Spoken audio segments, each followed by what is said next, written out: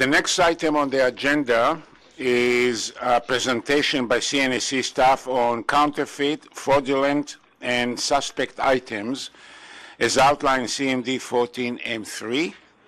And I understand that Ms. April Masses will make the presentation. Please proceed. Thank you. Good morning, Mr. President and members of the Commission. My name is Kathleen Masses. I am the Director General of the Directorate of Safety Management in the Technical Support Branch of the CNSC. With me today from our Directorate are Mr. Pierre Lahaye, Director of the Management System Division, and Mr. Paul Wong, who is a Management System Specialist. Monsieur Jerry Frappier, the Director General of the Directorate of Assessment and Analysis, and members of his teams are also with us to offer technical support in the areas of fitness for service and defense in depth. As well, I understand that we have some members of the industry that are here with us today. Mr. Terry Davies from Point Le Pro, and I believe Mr. Frank Saunders from Bruce Powers are here with us today. They can answer further questions. The purpose of today's presentation is to provide you with a briefing on the topic of counterfeit, fraudulent, and suspect items, more commonly referred to as CFSI. This subject surfaced in other countries in the last few years, and we thought it'd be useful to make a presentation on that subject. Product counterfeiting is not a new phenomenon. It has been going on since the dawn of commercial trade. To give this some perspective, counterfeiting of coinage dates back to ancient times, and the earliest record of art forgery dates back to 1524. Today, numerous consumer products are subject to counterfeiting.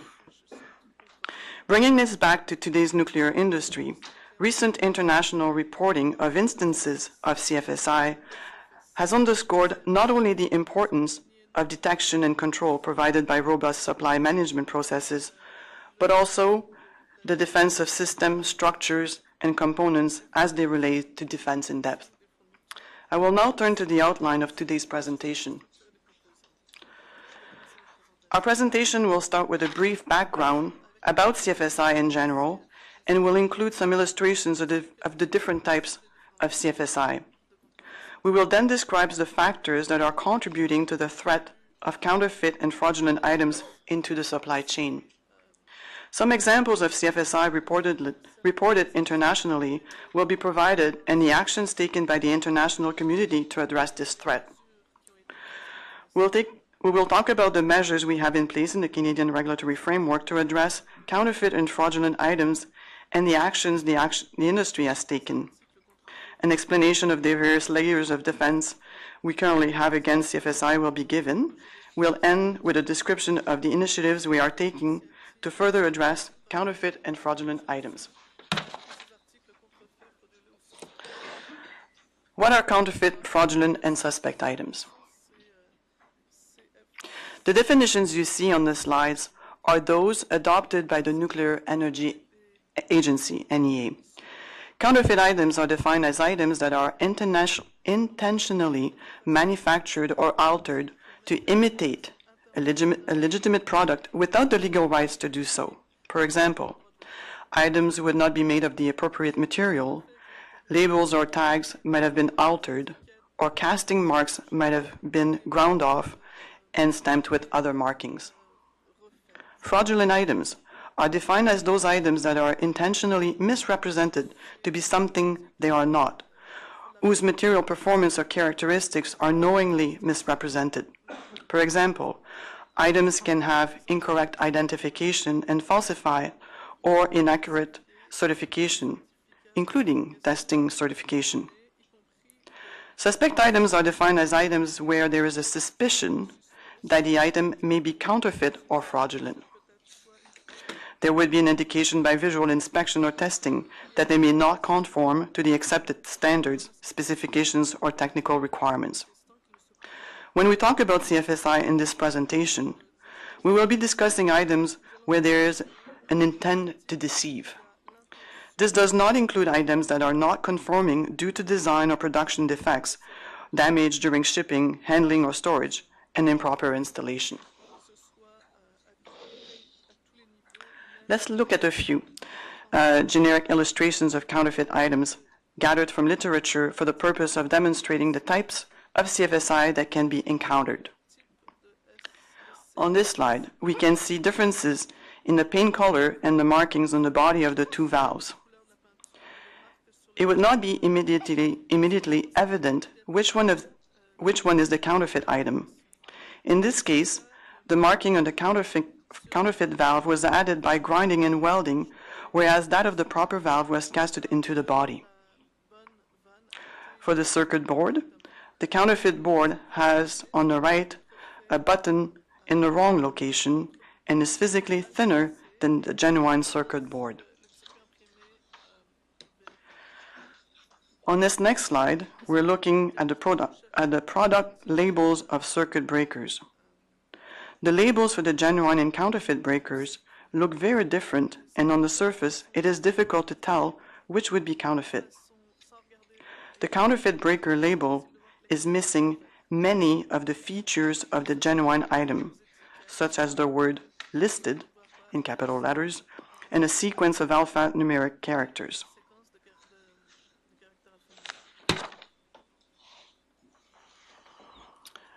Moving on to an illustration of a fraudulent item. It is a case of documentation containing false information about the material being supplied. The document certified non-nuclear grade steel as nuclear grade steel. These fraudulent documents were supplied by a foreign company on a U.S. company's letterhead. So those were a few examples. Let us now look at the factors that are contributing to instances of counterfeit and fraudulent items worldwide. Let's discuss those 4 factors. First, there have been changes to the nuclear supply chain over time, such as a more globalized economy, the relocation of manufacturing centers offshore, the arrival of internet-based suppliers, and an overall increased length and complexity of the supply chain. Second, there is an increased difficulty in procuring replacement parts. The original manufacturer may no longer be making the part.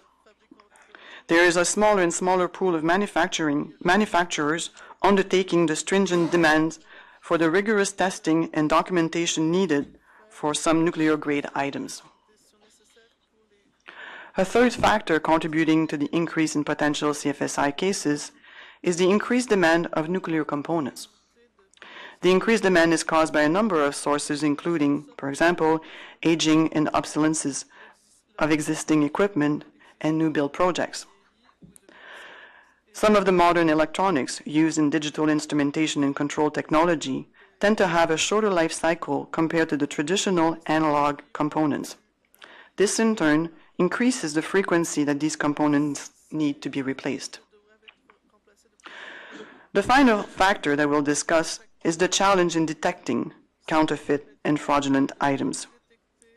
Traditional procurement programs were designed to identify and manage non-conforming parts and services. The criteria used to confirm the quality of products during receipt inspection and testing generally assumed vendors' integrity, and the criteria were not focused on identifying an intent to deceive. As a result, these programs were not originally designed to detect counterfeit and fraudulent items, since additional measures have been put in place to do this. With modern off-the-shelf technology, it has become easier to replicate traditional manufacturing processes, allowing for the ease of counterfeit production that resembles the genuine products. CFSIs that are embedded in a black box would also present another challenges for detection. We'll now take a look at some of the cases reported, of CFSI reported worldwide. There were a number of CFSI cases in the US in the late 1980s and early 1990s. More recently, there have been reported cases of CFSI in the US with electrical equipment and valves, just as the equipment that we looked at in the earlier slides. A CFSI case was reported in Japan where the test data was falsified.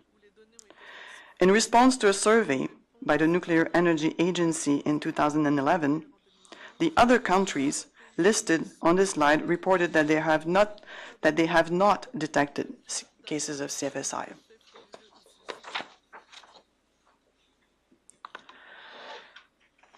The recent CFSI cases in Korea have been widely reported in the media. In September 2012, Korean regulator received an outside tip regarding CFSI. The regulators then conducted a special investigation of all 23 operating units in South Korea. 2 reactors were shut down, while another 2 were allowed to continue operation while the fraudulent parts were being replaced. These fraudulent parts came from 8 separate suppliers who falsified certificates for over 13,000 components. Over 6,000 of these components were installed in the power plants. These were for non-safety related equipment. Later on that year, further investigation uncovered new instances of falsified certificates at 2 other reactors. An additional 1,000 components were affected, which included reactor water cooling system components, pumps and cylinders heads for diesel engines, and raw material for parts. In April 2013, Korean authorities received another outside tip. Upon investigation, the authorities discovered that control cables that had failed a required test were supplied with falsified certificates to 4 reactors. Tests on the cables had been conducted by a Canadian company who documented that the cables had failed. However, the test results were then modified by a Korean company to state that the cables met requirements. The Korean regulators shut down 2 operating reactors and delayed the startup of 2 other reactors. The cables have since been replaced, and the Korean regulators has now given the operators the approval to restart operations.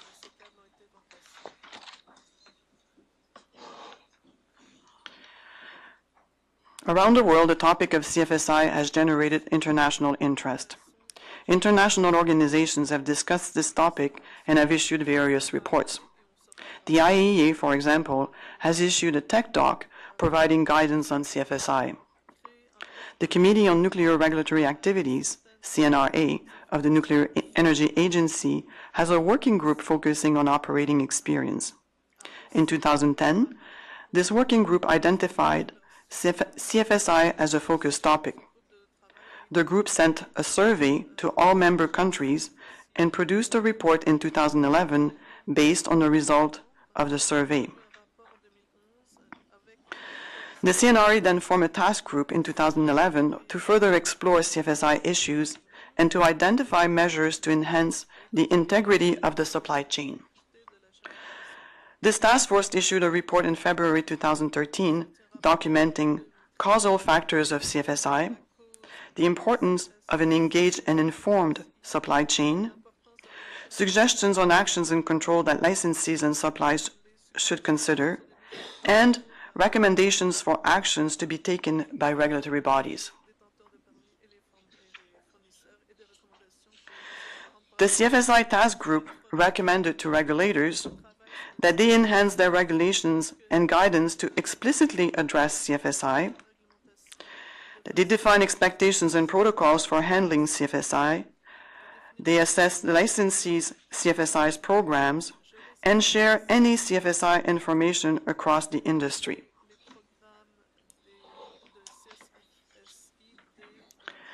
The US NRC has taken a very active hands-on approach in dealing with CFSI. As was previously mentioned, during the late 1980s and early 1990s, there were attempts to introduce CFSI into US nuclear facilities. The US NRC and the nuclear power industry performed a major reassessment of the supply chain, and US NRC personnel assisted investigators and law enforcement officials to identify and prosecute the sources of these materials. In addition, the US NRC issued several general communications to the industry providing specific information related to CFSI activity, which led to a reduction in these occurrences in the US for the next decade. In September 2010, the US Office of the Inspector General performed an audit on the U.S. NRC's vendor inspection program. This audit determined that the U.S. NRC's overall approach to CFSI was primarily reactive, and that the agency could strengthen its approach by implementing more proactive elements.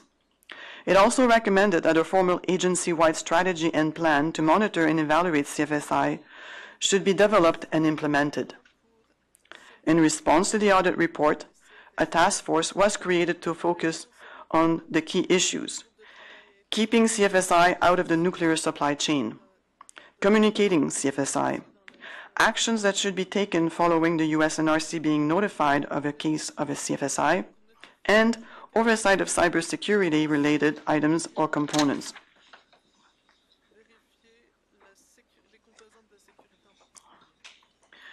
Based on the results of this task force in October 2011, the U.S. NRC issued their agency-wide approach to CFSI, which details the actions that the U.S. NRC is taking to further address CFSI in the U.S. In addition, the U.S. NRC is in the process of creating a CFSI knowledge management webpage to be the central communication tool for disseminating CFSI information. CNSC staff have reviewed how the Canadian regulatory framework addresses CFSI. The Canadian regulatory framework provides significant layers of defense against the introduction of counterfeit and fraudulent items. First, the management system requirements specified in CSA N286 standard state that licensees must have programs in place to ensure that all procured items and materials meet the technical and regulatory requirements necessary for its use. In addition, the N286 standard has requirements pertaining to controlling non-conformances, ensuring only approved items are used, and also has requirements for the sharing of experience. Next, the CNSC has reporting requirements for safety-related systems that have become degraded, which could have been caused by CFSI. Another layer of defense is provided by the various requirements, which ensures that all systems, structures, and components important to safety are designed with sufficient quality and reliability. Two notable features of these design requirements are the use of redundancy and diversity in the design. Another design requirement is equipment environmental qualification. This qualification ensures that the equipment continues to function under all anticipated environmental conditions to ensure safe shutdown, removal of residual heat, containment, and monitoring. Fitness for service requirements are the next layers of defense.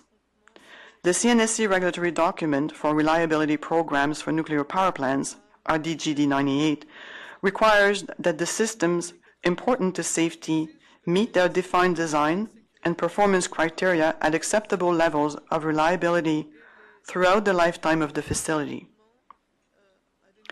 This reliability program is implemented through surveillance testing, inspection and measurement of system structure and components performance or physical characteristics in order to verify their reliability and their state of readiness to perform their functions. These tests and inspections will reduce the impact of counterfeit items that may make it through those other layers of defense.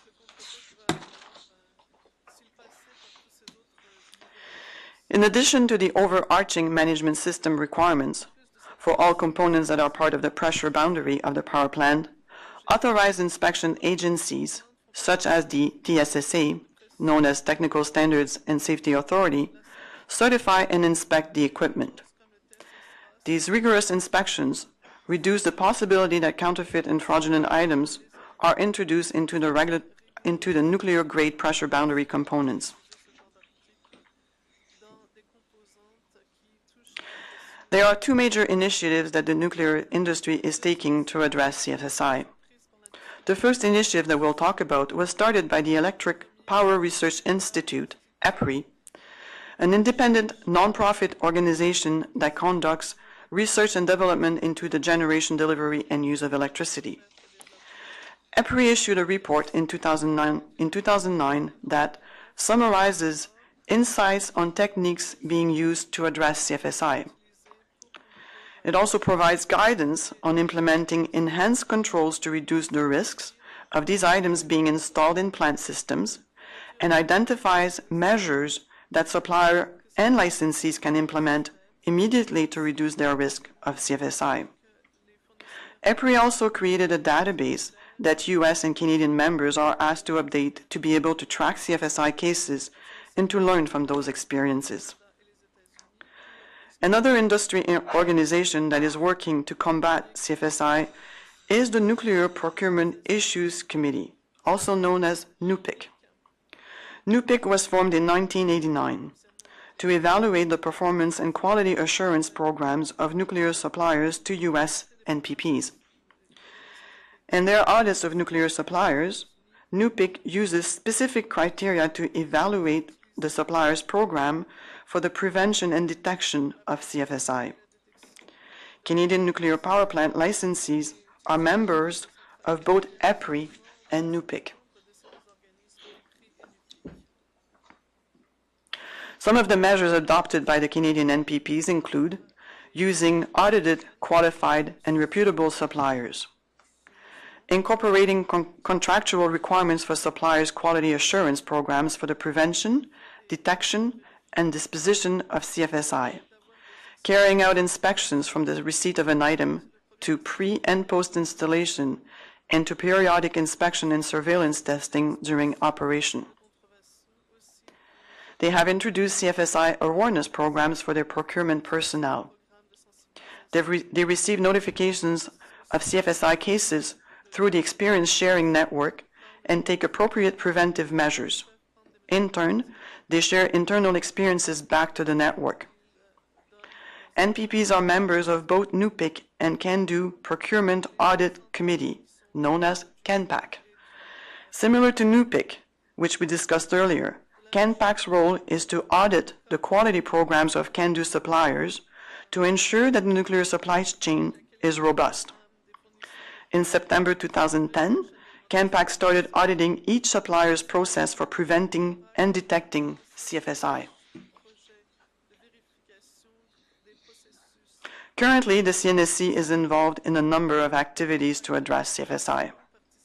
First, the CNSC participates in the NEA Working Group on Operating Experience and on the NEA CFSI Task Group. CNSC staff actively participated in the development of the reports issued by these groups.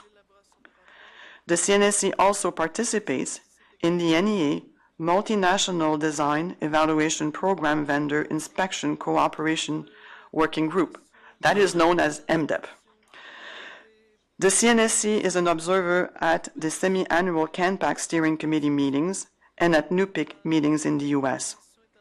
The CNSC staff have inspected the material management supply chain programs at each NPP, and also recently started liaising with the US NRC to benchmark strategies and to share information.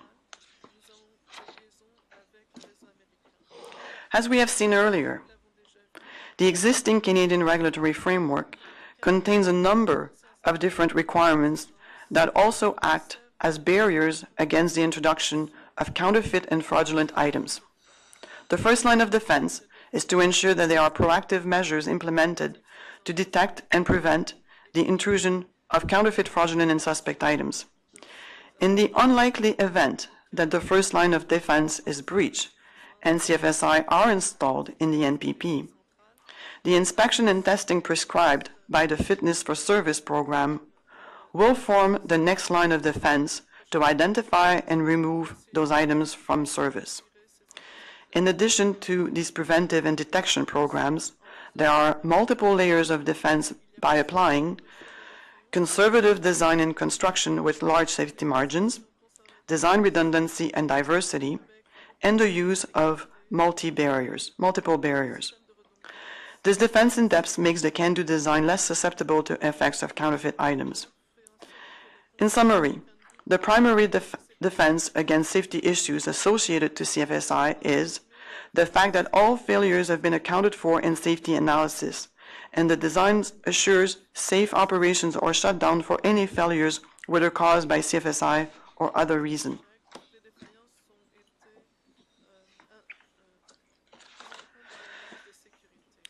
To address the potential threat of CFSI in Canada as it pertains to the supply chain, CNSC staff plan to take the following actions.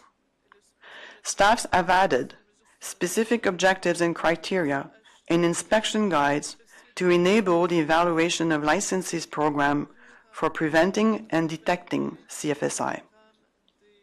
Staff have engaged with industry on the subject, and it has been very constructive so far. Staff will continue to monitor CFSI initiatives nationally and internationally through participation and observation in CANPAC, NUPIC, and the various NEA groups. Staff also intend to reach out to federal and provincial regulators and agencies overseeing other high reliability industries. And staff have added a specific reporting requirement on CFSI to the new proposed regulatory document on reporting requirements for NPPs, Reg Doc 3.1.1. This Reg Doc is currently undergoing a consultation process. This concludes our presentation.